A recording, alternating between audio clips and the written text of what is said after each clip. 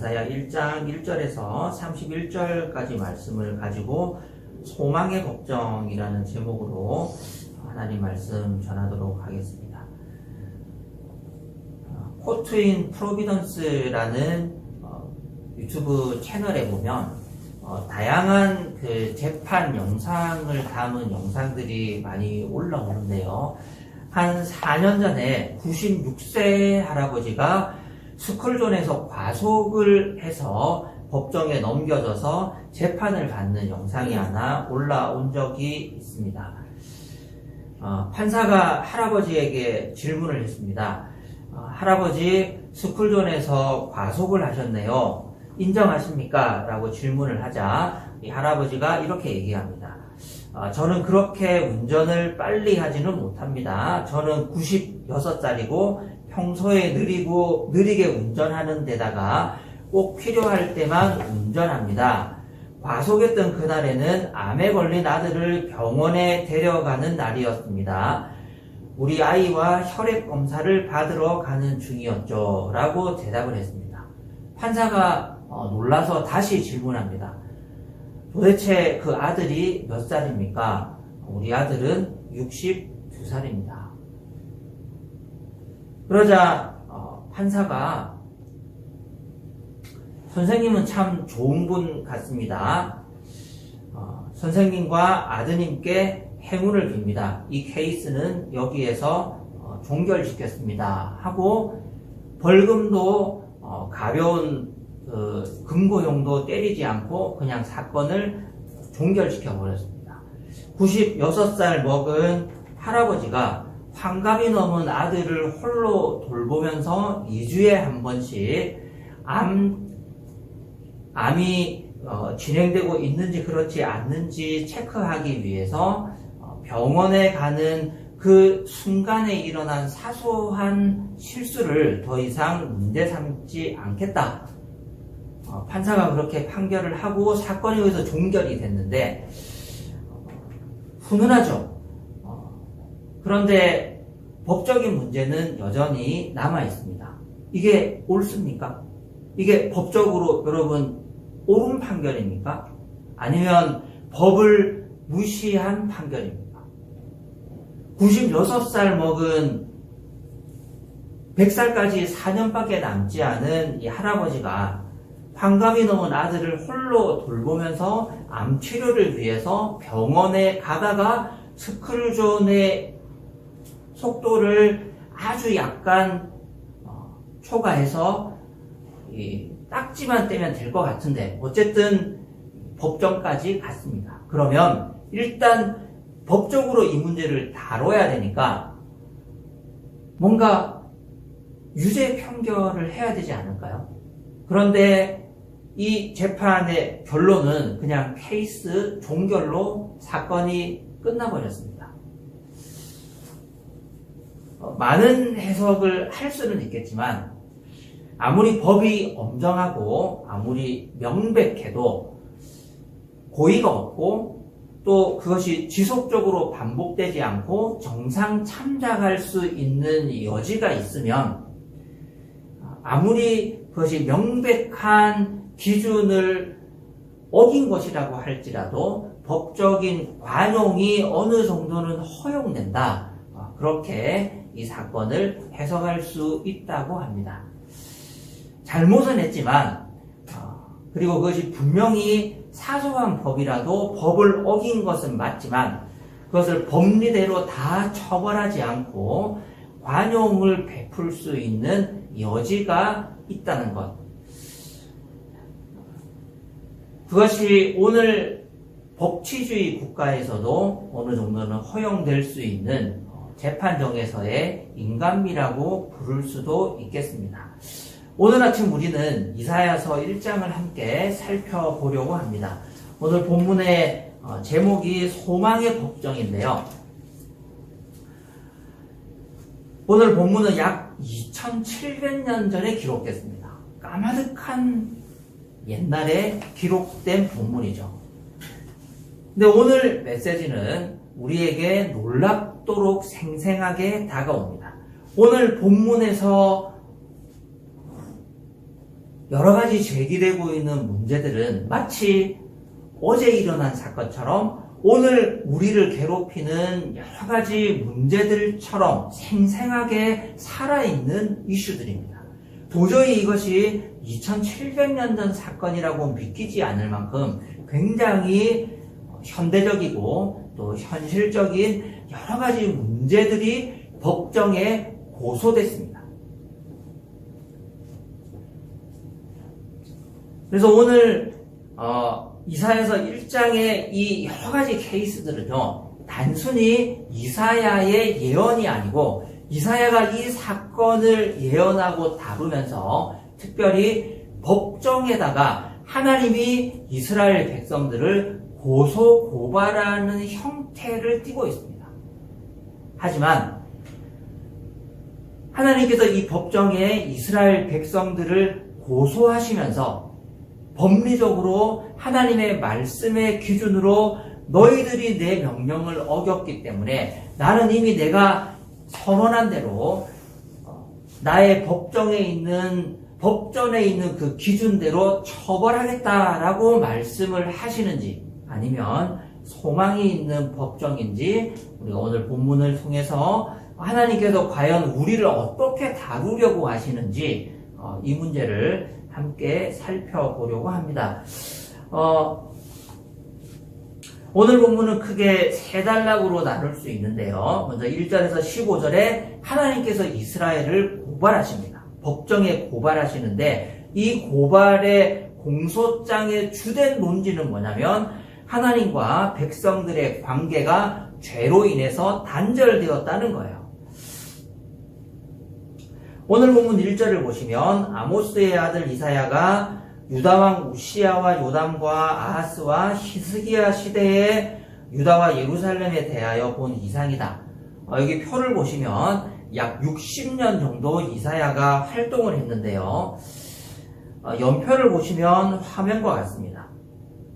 우시야 왕 시절에 부름을 받아서 요담과 아하스를 거쳐서 히스기야 시절 60년에 걸쳐서 사역을 했는데 이사야서 전체의 주제를 아주 압축해서 거칠게 요약하면 세 가지입니다.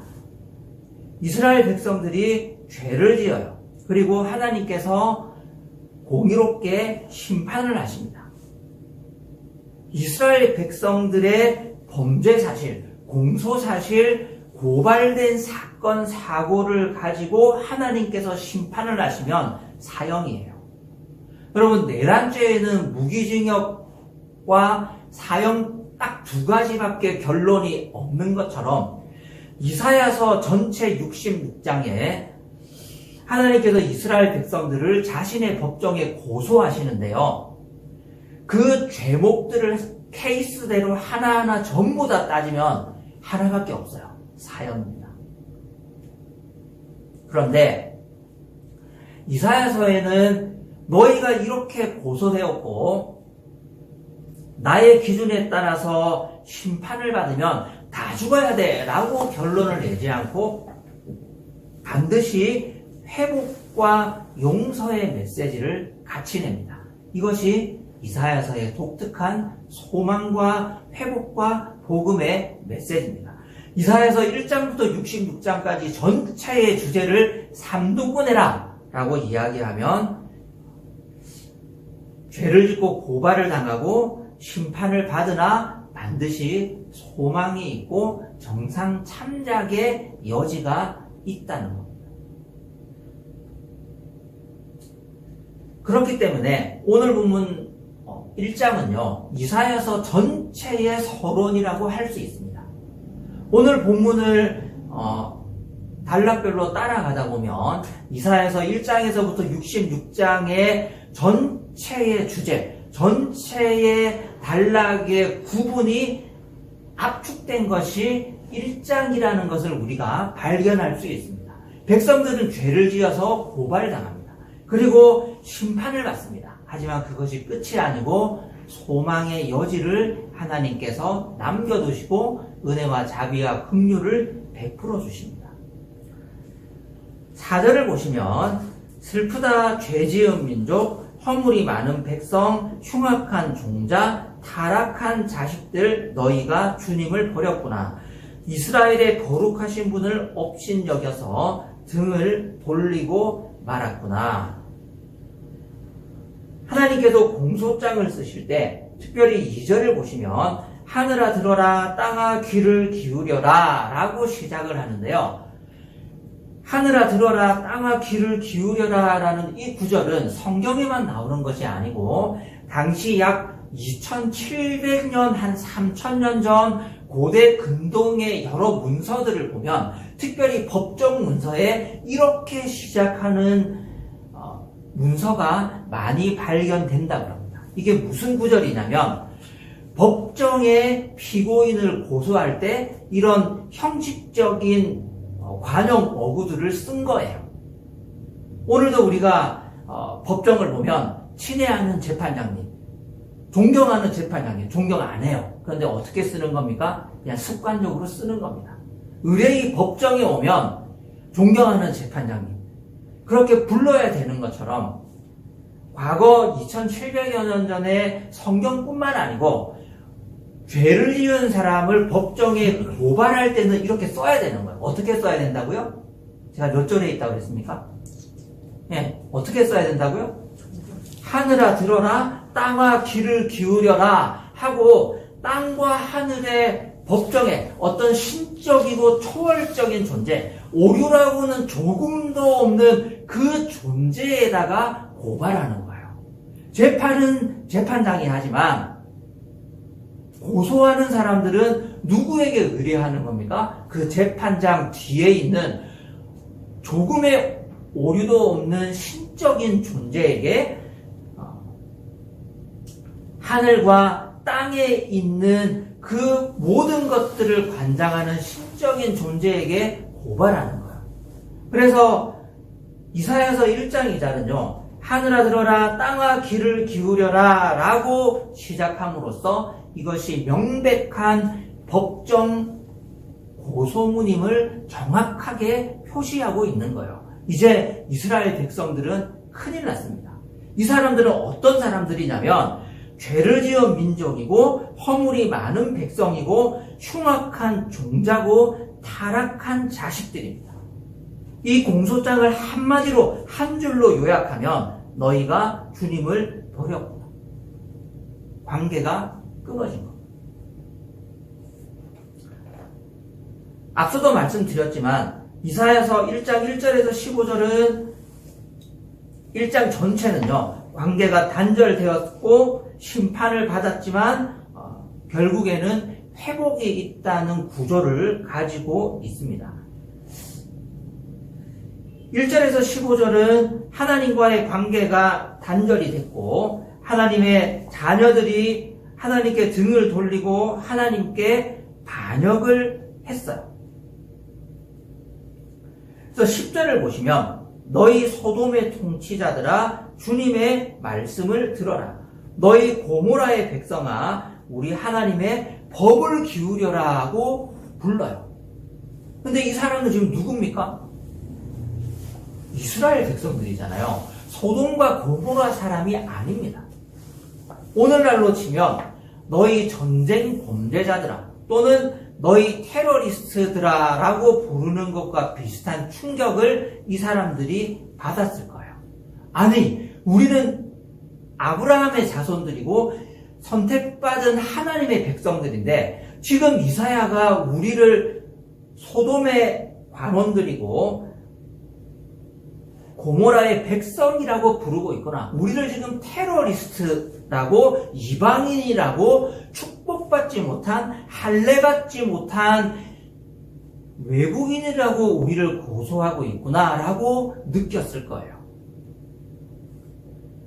그러니까 지금 이 호칭은요. 원래 하나님과 이스라엘 백성들은 자기 백성이었어요. 남이 아닙니다. 우리 하나님이고 나의 백성이었어요.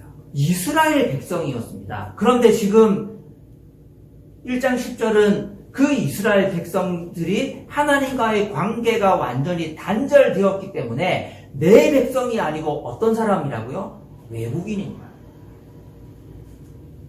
남이 돼버리고 테러리스트가 되고 살인자가 된 겁니다. 하나님의 법정 공소장에 적혀있는 제일 큰 죄는 뭐냐면 하나님과의 관계가 끊어진 하나님의 백성도 아닌 이방인 같은 상태에 너희가 처해 있다는 고발입니다. 심지어 13절을 보시면 우리 같이 한번 읽어보겠습니다. 시작. 다시는 헛된 재물을 가져오지 말아라. 다 쓸모없는 것들이라. 분양하는 것도 나에게는 역겹고 조화로와 안식일과 대회로 모이는 것도 참을 수 없으며 거룩한 집회를 열어놓고 못된 짓도 함께하는 것을 내가 더 이상 견딜 수 없다. 이들의 타락이 어디까지 갔냐면 도덕적이고 정치 경제적인 부패와 부정뿐만 아니고 종교적인 것도 완전히 썩어버렸습니다. 심지어 13절의 고소고발 내용에는 어떤 것이 있냐면 초하루와 안식일과 각종 대회로 모이는 것, 거룩한 집회조차 이스라엘을 거룩하게 바꾸지 못한 겁니다. 이스라엘은 종교사회였기 때문에 개인적으로 하나님을 예배할 뿐만 아니라 집단적으로 여러 가지 종교 행사가 많이 있었습니다. 6월절과 맥주절을 포함한 이스라엘의 3대 절기, 그리고 추수 때마다 모여서 하나님을 기억하고 예배하는 여러 종교적인, 국가적인, 사회적인 행사들이 너무나도 많이 있었습니다. 그런데 13절에 따르면 그 모든 종교 행사들이 기능을 상실해버린 거예요. 왜 절기를 지켰겠습니까? 왜 국가적인 대속죄일과 종교 행사들이 그렇게 정기적으로 열렸겠습니까? 좁게는 일주일에 한 번씩 안식일을 왜 지켰겠습니까? 예배 드리라고요? 헌금 거두라고요? 그게 아닙니다. 그 종교적인 행사를 통해서 하나님께 예배하는 예배를 통해서 하나님의 공의와 사랑과 자비와 긍휼이 모든 사회 구성원들에게 흘러가기를 원했던 겁니다. 그래서 권력이 있는 사람, 부자들, 높은 고위 관리들 뿐만 아니고 고아와 과부와 가난한 사람들, 나그네와 이방인들에게까지 하나님의 공의와 사랑이 골고루 다 흘러가기를 원하셨던 거예요. 그것이 종교의, 이스라엘 예배의, 이스라엘 집회의, 여기 13절에 있는 초하루와 안식일과 대회로 모이는 그 모든 종교 집회의 목적이었어요. 단순히 야 일요일이다 교회 가자 그런 차원이 아니었습니다. 2700년 전 이스라엘을 지탱하고 있는 국가적인 시스템은 뭐냐면 초하루와 안식일과 대회와 거룩한 집회를 통해서 이스라엘이 나라다운 나라, 국가다운 국가, 예배다운 예배, 고아와 과부와 가난한 사람들, 이방인과 나그네가 대접받고 소외받지 않고 그들의 권리가 보호될 수 있는 정상적인 국가를 유지하는 것이 하나님의 디자인이었습니다. 그런데 이 고발장에 따르면 그것이 다 파괴되고 고장나버렸습니다. 기능을 못하는 거야. 그래서 하나님께서 어떻게 하셨냐면 그만해라.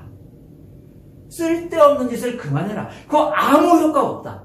너희들이 빠짐없이 내 율법책에 기록된 대로 모든 종교 행사들을 다 하고 있지만 그럼에도 불구하고 너희들의 죄가 하나도 없어지지 않기 때문에 이제 그 쓸데없이 모이는 종교 행사를 그만두라고 경고하셨습니다. 이것이 2700년 전 이사야가 마주했던 이스라엘의 위기였고 하나님과의 관계 단절로 인해서 일어났던 사회적인 마비 상태였습니다.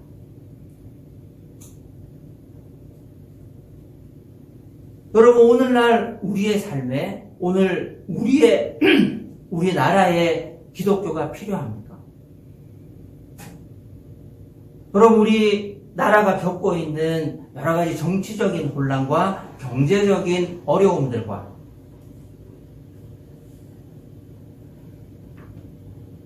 청년들의 미래가 없다고 이야기하는 이 암울한 현실에 우리가 일요일에 모여서 예배하는 것이 도움이 됩니까?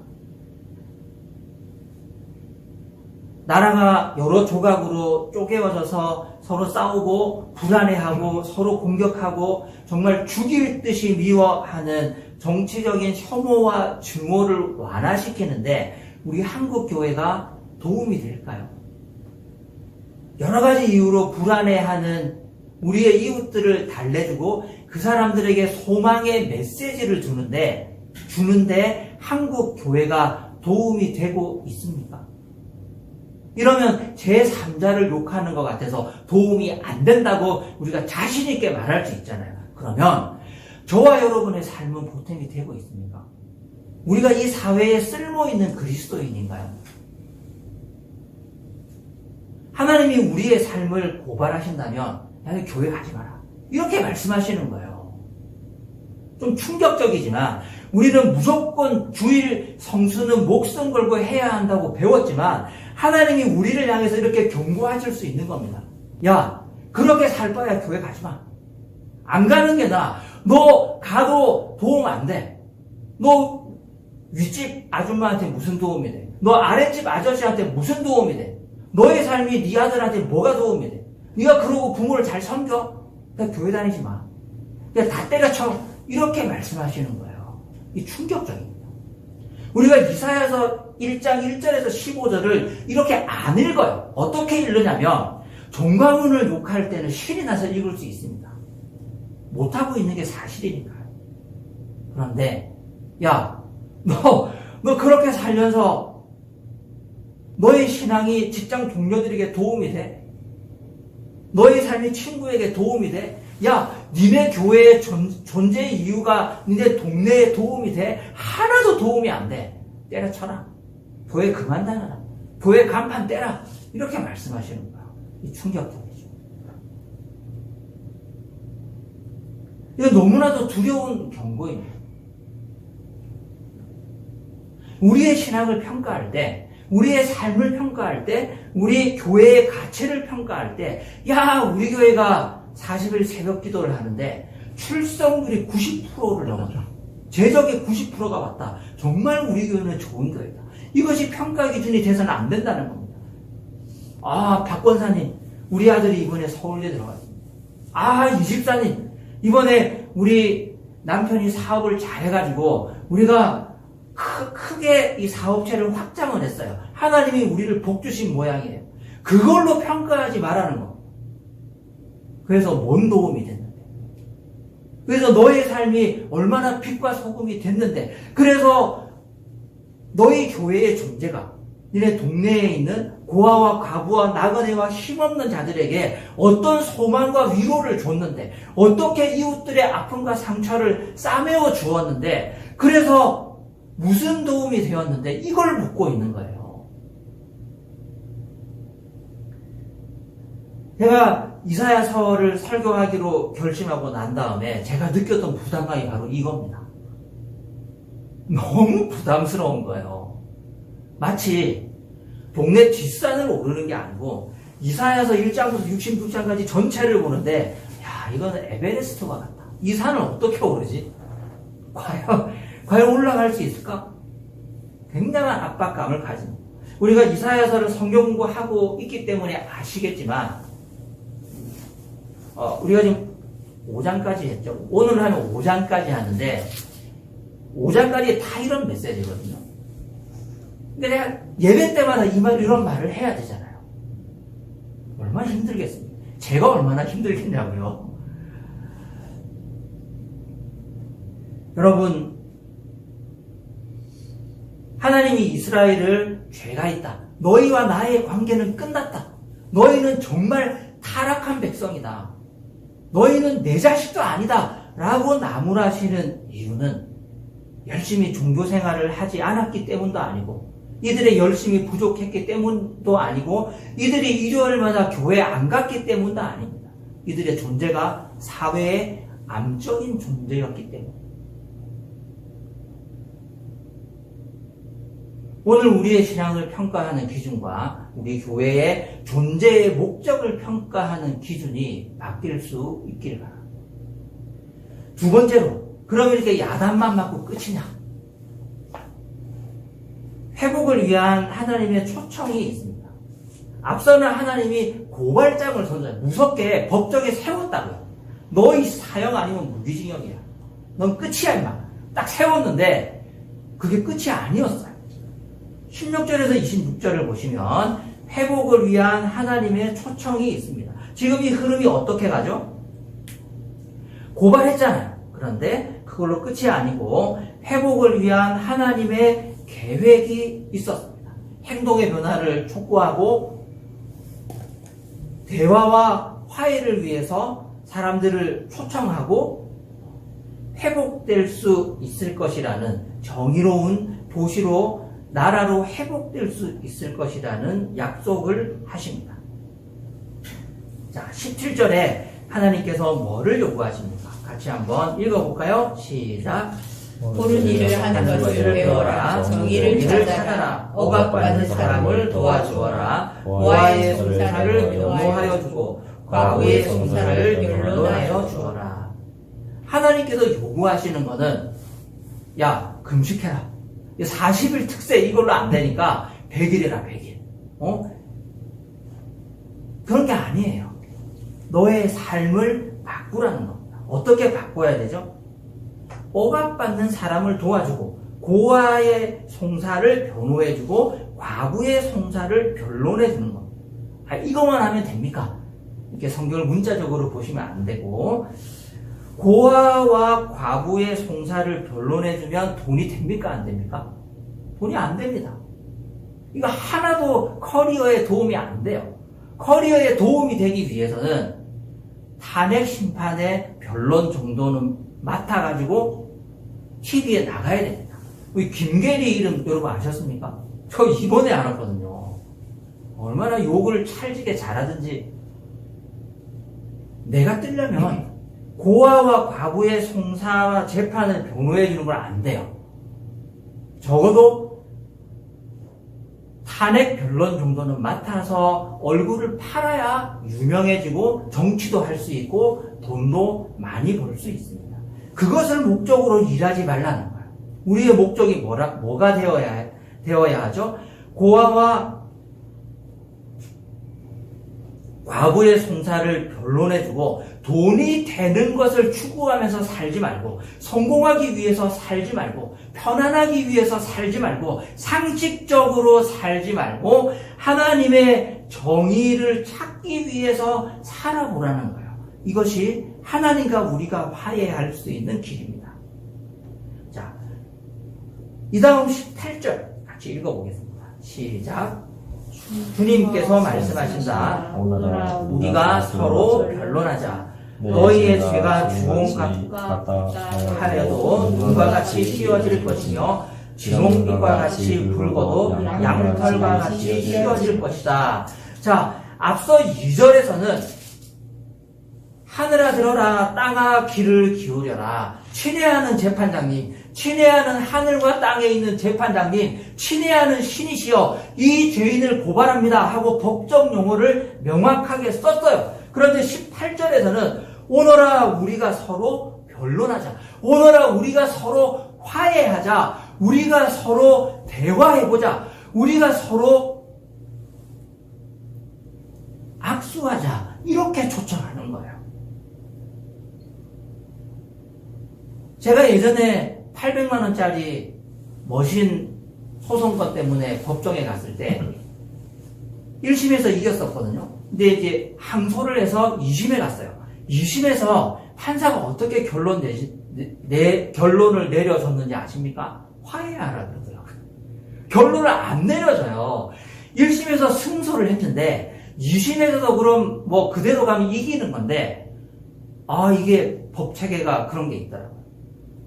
판사가 화해를 시켜줘야 판사의 인사 고가 점수가 올라갑니다. 그래서 명백한 사건인데 1심도 이겼는데 그럼 2심에서도 이겼다 해주면 되잖아요. 근데 그렇게 심리를 계속 이어가지 않고 피고와 원고를 각각 부르더니 악수하세요. 그렇게 요구를 하더라고요. 그래서 결국은 화해하고 돈 받고 끝냈습니다. 그래야 그 사건을 심리했던 판사가 승진하는 그 화해를 많이 시키면 많이 시킬수록 그 판사가 승진하는 점수에 플러스가 매겨준대요. 그래서 그런 800만 원짜리 사소한 사건이 있잖아요. 뭐 내란수계 뭐 이런 거는 절대로 합의가 안 되겠지만 그런 사소한 것들은 야 악수해, 화해해, 안고 같이 사진 찍자 이런 식으로 많이 유도를 한다고 하더라고요. 지금 이 17절, 18절이 이겁니다. 우리 화해합시다. 악수합시다. 그게 주님께서 말씀하신다. 오너라 우리가 서로 변론하자. 우리가 서로 대화해보자. 우리가 서로 화해하자. 악수하자. 죄가 많지? 새빨간 죄가 있잖아. 깨끗하게 해줄게. 다 용서해줄게. 정상 참작을 해줄게. 근데 조건이 있다. 사기친 800만 원은 줘야 돼. 그건 물어줘야 돼. 응? 그것만 하면은 화해할 수 있어. 뭐를 해야 된다고요? 옳은 일을 하는 것을 배우고 정의를 찾고 억압받는 사람을 도와주고 돈이 안 되는 것, 성공을 위해서 살아가는 것을 중단하는 것, 내 유익과 내 만족과 재미를 위해서만 살아가는 것을 중단하는 것. 그렇게 하면 우리가 하나님과 극적인 화해를 할 수 있습니다. 그래서 마지막 27절에서 31절에 최종적인 구원과 심판, 이것이 하나님의 결론인데요. 자, 이 도표를 보시면 하나님께서 화해하자고 우리를 부르시고 초청하셨어요. 그래서 하나님과 악수를 했어요. 하나님 이제 똑바로 살겠습니다. 내가 내 만족만 위해서 사는 것이 아니고 하나님의 정의를 추구하면서 살겠습니다 하고 하나님과 화해를 했는데 하나님께서 마지막에 단서를 하나 붙이세요. 그게 뭐냐면 하나님의 최종 결론인데 여기 두 가지로 갈래가 나뉩니다. 27절과 28절에 보면 이스라엘의 구속과 의인이 완전히 회복될 거라는 약속이 있고 동시에 29절에서 31절에 끝까지 회개하지 않는 우상 숭배자들을 최종 심판하실 것이라는 경고가 있습니다. 우리 같이 한번 27절과 28절 같이 읽어보겠습니다. 시작. 시온은 정의로 구속함을 받고 회개한 백성은 공의로 구속함을 받을 것이다. 그러나 거역하는 자들과 죄인들은 모두 함께 패망하고 주님을 버리는 자들은 모두 멸망을 당할 것이다. 오늘 이사야서 1장은 전체 66장의 서론 성격을 가진다고 그랬습니다. 앞으로 66장까지 어떤 주제와 패턴으로 이 성경 말씀이 기록될 것이라는 걸 1장만 봐도 전체를 다 알 수 있는 것이죠. 자, 그럼 하나 질문하겠습니다. 이사야가 하나님의 심판과 회복을 주제로 해서 예언을 전했어요. 그러면 끝끝내 이스라엘이 회복됐습니까? 아니면 망했습니까? 어떻게 됐습니까? 망했습니다. 이스라엘은요, 이사야가 이렇게 열심히 하나님의 말씀을 대언했음에도 불구하고 망했어요. 그러면 27절의 이 약속, 시온은 정의로 구속함을 받고 회개한 백성은 공의로 구속함을 받을 것이다 라는 이 하나님의 구원의 약속은 가짜 아닙니까? 아니, 회개하면 구원해 준다면, 아니, 하나님과 화해하면 정상 참작과 은혜를 베풀어 준다고 해놓고는 왜 이스라엘은 망했을까요? 왜 회복되지 못했을까요? 그거요, 회개 안 했겠죠. 그들이 제대로 살겠다고 해놓고는 진정한 회개와 용서를 구하지 않았기 때문에 28절처럼 거역하는 자들과 죄인들은 모두 함께 패망하고 주님을 바라는 자들은 버리는 자들은 모두 멸망을 당했다. 그렇게 생각하기 쉽지만 선지서의 결론은 그게 아닙니다. 최종적인 하나님의 구원과 심판은 BC 586년에 일어나는 것이 아닙니다. 최종적인 하나님의 구원과 회복과 심판의 메시지는 마지막 때에 일어나는 거예요. 이것이 이사야서의 결론입니다. 우리가 앞선 고소고발과 그리고 우리가 피고인이 되어서 하나님의 법정에 서서 벌벌 떨고 있는데 이러다가 죽는 모양이다. 이러다가 인생 종치고 망하는 모양이다. 정상 참작해 줄 테니까 똑바로 살아라. 자, 이리 와. 악수. 내가 다 용서해 줄게. 이제 잘할 수 있는 거다. 잘할 수 있지. 그렇게 하나님이 말씀하시고 새 출발을 하는 것은 맞지만 그것이 지금 당장 일어날 일인지 아니면 10년 후에 일어날 일인지 100년 후에 일어날 일인지는 정확하지 않아요. 그것이 선지서의 시간관념입니다. 우리가 성경을 잘 이해해야 되는 게 뭐냐면 하나님을 인정하고 우리의 죄를 용서하면 하나님께서 우리를 회복시켜 주시고 모든 것을 온전하게 돌려 놓아 주시고 화해할 것이라는 것을 믿는 거예요. 그런데 그 시점이 오늘이어야 한다는 것이 우리의 착각이라는 겁니다. 그 시점이 내일이어야 한다는 것이 우리의 착각이에요. 그 시점이 우리 아들, 우리 손자, 손녀, 우리 집안, 내가 죽기 전에 볼 수 있는 우리 집안의 회복으로 보여져야 한다는 게 우리의 착각이라는 거예요. 그것이 내가 목격할 수 있는 완전한 회복으로 응답받아야 한다는 것은 우리의 큰 착각입니다. 최종적인 회복과 구원은 언제 있는 거예요? 마지막 때에 있는 겁니다. 결국에는 하나님의 뜻이 온전히 서고 의인은 구원해 주시고 악인은 심판받겠지만 그것이 언제 있을지는 아무도 모르는 겁니다. 오늘일 수도 있고 내일일 수도 있고 100년 후일 수도 있고 1000년 후일 수도 있습니다.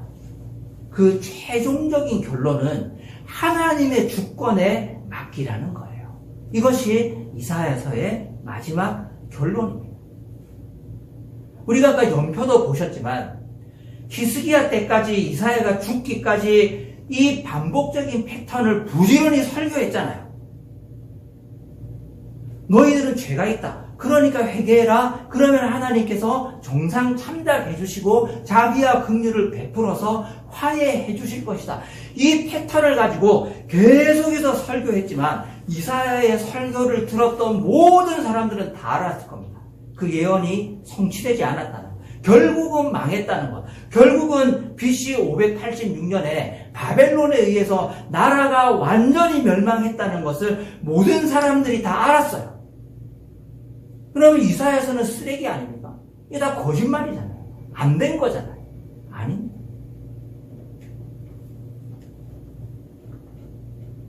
이 하나님의 예언이 하나님의 때에 하나님의 주권에 의해서 반드시 이루어질 거라는 것을 믿는 믿음이 우리에게 필요합니다. 그게 진짜 믿음이에요. 이사야가 이 예언의 메시지를 전할 때 우시야 왕 때 부름을 받았잖아요. 이거 히스기야 때 그때 이루어질 거라는 것을 믿고 설교했겠습니까? 하나님의 말씀을 그렇게 믿고 대언했을까요? 내가 죽기 전에 이 모든 왕국의 회복이 성취될 것이다. 바벨론과 아시리아가 그렇게 우리를 공격해도 절대 우리나라는 망하지 않을 것이라고 믿고 설교했을까요? 아니요. 이사야는 하나님의 주권을 믿고 설교했을 겁니다. 주님, 이 화해와 의인의 회복이 히스기야 왕 때 내가 죽기 전에 다 일어나지 않아도 좋습니다. 하나님의 때에 하나님의 주권에 의해서 주님 이 나라를 회복시켜 주십시오. 그것이 언제인지는 모르겠으나 이 우주의 왕이신 하나님께서 우리를 긍휼히 여기시고 우리를 사랑하시는 줄로 믿습니다. 그렇게 믿고 예언했습니다. 우리의 믿음이 어디에 있습니까? 오늘에 있습니까? 내일에 있습니까? 1년, 10년, 아니 내가 죽기 전까지, 내가 눈 감기 전까지 모든 것이 다 회복되어야 한다는 그 시점까지가 우리의 믿음입니까? 우리의 믿음이 하나님의 주권을 인정하는 데까지 갈 수 있길 바랍니다. 주님, 왜 오늘이 아닙니까? 왜 내일이 아닙니까? 이렇게 힘든데, 이렇게 고통받고 있는데, 이렇게 갑갑해서 정말 삶의 무게가 너무 어려운데, 왜 하나님 다음 달에 안 들어주세요? 빨리 좀 해주세요. 그것이 아니고 하나님의 주권을 인정하고 그 하나님의 신실하심을 믿고 신뢰하면서 앞이 보이지 않아도 그냥 믿는 거예요. 그게 믿음입니다. 그게 하나님의 주권을 인정하는 태도예요. 마지막 27절에서 31절의 최종 심판과 하나님의 구원은요, 그 하나님의 주권을 인정하라는 믿음의 요구입니다. 우리가 이사야서를 66장까지 읽어낼 수 있기 위해서는 이 주권을 인정하실 수 있어야 됩니다. 이 믿음이 우리에게 있을 때 우리가 소망의 법정에 설 수 있고 당장 이루어지지 않는 일이라도 주님께서 우리를 사랑하시고 우리를 회복시키시고 우리와 화해하시면서 우리의 삶을 인도해 주시고 우리를 이끌고 가시고 우리를 포기하지 않으셨다는 그 믿음을 갖고 살 수 있습니다. 이것이 이사야서 1장이 이야기하는 전체 66장의 서론이자 결론입니다. 하나님을 믿으십시오. 그리고 그분의 주권을 인정하십시오. 그리고 우리의 삶을 맡기십시오. 나의 목적만을 위해서 살아가는 것이 아니라 하나님께서 요구하시는 정의와 공의와 하나님의 목적을 위해서 우리의 인생을 드릴 때 나머지 모든 것들은 하나님의 손에 달려 있습니다. 그것을 인정하는 것이 참 믿음입니다. 우리 찬송가